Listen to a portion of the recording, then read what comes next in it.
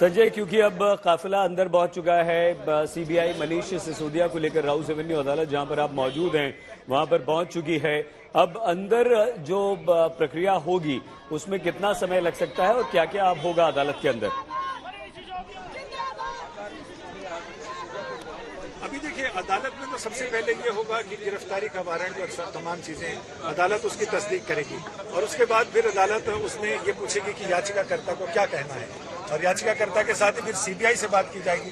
CBI तुरंत उनकी custody की मांग करेगी और वो ये बताएगी कि किस ग्राउंड पर उन्हें कस्टडी चाहिए, क्यों कस्टडी चाहिए, वो क्या क्या करना चाहते हैं। इसके बाद फिर अदालत थोड़ी देर को हो सकता है कि ऑर्डर रिजर्व करे और उसके बाद ये कह दे कि हम 4 या 5 बजे एक घंटा सवा घंटा ले सकती है ऑर्डर लिखाने में और फिर आज ही शाम को मुझे लग रहा है कि ऑर्डर शायद अनाउंस कर दिया जाएगा। ठीक है, संजय आप बने रहिए हमारे साथ, हम लगातार आपसे बात करेंगे, लेकिन अभी तक की हम जानकारी दे दें, दिल्ली में शराब घोटाला यानी कि आबकारी नीति, देखिए 3 तस्वीरें इस वक्त हम आपको दिखा रहे हैं। पहली तस्वीर जिस समय सीबीआई हेडक्वार्टर्स से मनीष सिसोदिया को लेकर निकली थी और ये 2 तस्वीरें हम आपको दिखा रहे हैं। बस अब से कुछ ही देर पहले वहां पर पहुंच गए राउस एवेन्यू कोर्ट और आम आदमी पार्टी का प्रदर्शन चल रहा है लगातार। अदालत के बाहर भी, सीबीआई मुख्यालय के बाहर भी और देश के विभिन्न हिस्सों में ये प्रदर्शन चल रहा है। लेकिन दिल्ली आबकारी नीति के मामले में सीबीआई डिप्टी सीएम दिल्ली के मनीष सिसोदिया को राउस एवेन्यू अदालत में इस समय ले जा चुकी है। मनीष सिसोदिया को अदालत में ले जा चुकी है और उससे पहले उनका मेडिकल टेस्ट करवा लिया गया। सारा अपडेट हम आपको बता दें। सबसे पहले इस वक्त की बड़ी खबर तो यही है कि इस समय मनीष सिसोदिया को पेश कर दिया गया है राउस एवेन्यू अदालत में, सीबीआई की विशेष अदालत में, और यहां पर सीबीआई कस्टडी मांग रही है, यानी कि वो चाहती है कि मनीष सिसोदिया से पूछताछ किया जाए। पेशी हो चुकी है। मनीष सिसोदिया दिल्ली के उप मुख्यमंत्री इस वक्त अदालत में राउस एवेन्यू कोर्ट में पहुंच चुके हैं, उन्हें पेश कर दिया गया है। सीबीआई दिल्ली के उप मुख्यमंत्री मनीष सिसोदिया को राउस एवेन्यू कोर्ट में इस वक्त पेश कर चुकी है, रिमांड मांग रही है और अदालत के बाहर मौजूद हैं संजय शर्मा। अदालत के अंदर से तमाम जानकारी हम तक पहुंचा रहे हैं। कोई अंदर से जानकारी आपको मिल पाई है संजय? अभी उनको पेश किया गया है और हम इंतजार कर रहे हैं कि वहां से हमारे रिपोर्टर्स ये बताएं कि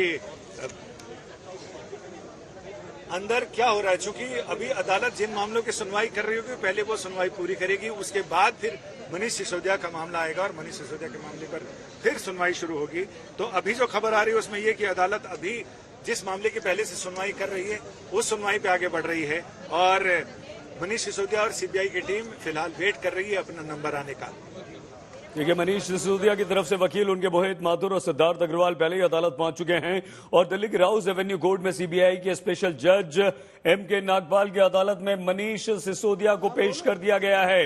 अब यहां पर दोनों तरफ से सीबीआई के वकील यानी कि जो स्पेशल प्रोसिक्यूटर हैं वो अपना पक्ष रखेंगे कि क्यों सीबीआई मनीष सिसोदिया की कस्टडी चाहती है। तो सीबीआई की तरफ से स्पेशल पब्लिक प्रोसिक्यूटर पेश हुए हैं। तो मनीष सिसोदिया की तरफ से 2 वकील हैं, मोहित माथुर और सिद्धार्थ अग्रवाल, वो अदालत में इस वक्त मौजूद हैं और मनीष सिसोदिया की गिरफ्तारी को लेकर दिल्ली के मुख्यमंत्री अरविंद केजरीवाल ने कई सारे आरोप भी लगा दिए हैं। आरोप प्रत्यारोप, धरना प्रदर्शन अदालत के बाहर, सीबीआई हेडक्वार्टर्स के बाहर, देश के कई हिस्सों में ये तो लगातार चल रहा है। लेकिन अभी की बड़ी खबर इस वक्त की यह है कि सीबीआई 14 दिन की रिमांड मांग रही है। लेकिन संजय कहते हैं कि एक साथ 14 दिन की रिमांड मिलना मुश्किल है। संजय, अब आपने कहा कि शाम तक ही ये कोई निर्णय आएगा, क्या अब से लेकर शाम तक सिर्फ बहस चलेगी, दोनों पक्ष अपनी अपनी बात रखेंगे या कुछ और भी होगा? फिलहाल तो दोनों पक्ष पहले सीबीआई अपनी बात रखेगी और वो बताएगी उन्होंने क्यों गिरफ्तार किया है और मनीष सिसोदिया कितना सहयोग कर रहे हैं। तो जैसा कि सीबीआई ने पहले ही बताया था कि मनीष सिसोदिया सहयोग नहीं कर रहे हैं, उनके सवालों के गोलमोल जवाब दे रहे हैं।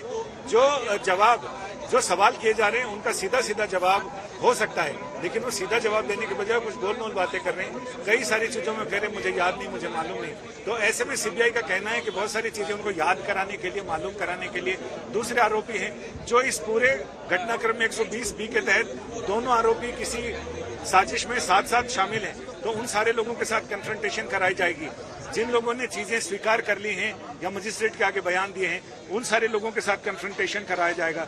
यानी कुल मिलाकर बहुत सारी ऐसी चीजें हैं जिनके लिए आमना सामना कराना जरूरी है और इसी के लिए सीबीआई ये कह रही है कि उन्हें मैक्सिमम कस्टडी दी जाए ताकि वो बेरोक टोक उनसे पूछताछ भी कर सके और बाकी लोगों से पूछताछ में जो चीजें जानकारी हासिल हुई है उसकी तस्दीक भी कर सके।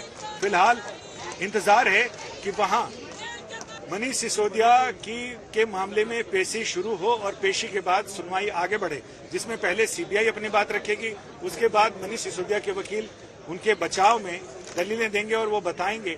इनका ये कहना है कि वो बताएंगे कि किस तरह से ये इनकी गिरफ्तारी है वो अवैध है, गैर कानूनी है और उन्हें क्यों गिरफ्तार किया गया है जिससे उनका कोई लेना देना नहीं। वो ये भी कहने वाले हैं कि जब एफआईआर में इनका नाम नहीं है तो इनकी गिरफ्तारी क्यों की जा रही है। बहुत सारी ऐसी चीजें हैं, कानूनी नुक्ते और मुद्दे हैं जिन पर बहस होनी है और मुझे लग रहा है कि कम से कम 1 घंटा सवा घंटा बहस चलेगी और उसके बाद फिर दोनों पक्ष अपनी अपनी दलीलें रखने के बाद फिर कोर्ट इसमें आदेश सुरक्षित रख लेगा, कोर्ट आदेश टाइप कराएगा। इस तरह के मामलों में अमूमन कोर्ट में आदेश नहीं लिखाया जाता है, कोर्ट फिर अपने चेंबर में जाकर जज ऑर्डर टाइप करवाते हैं और उसके बाद उसके करेक्शन लगाने के बाद फिर वो ऑर्डर प्रोनाउंस करते हैं, यानी ऑर्डर बताया जाता है।